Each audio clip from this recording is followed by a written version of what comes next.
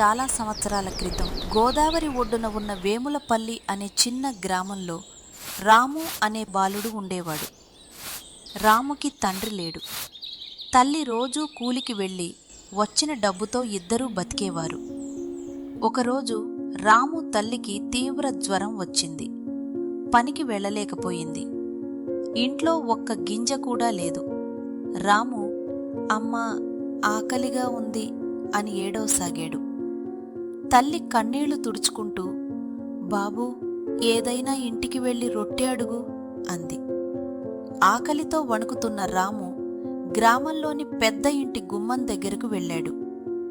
అమ్మా ఒక్క రొట్టె ఇవ్వండి అని చేతులు జోడించాడు.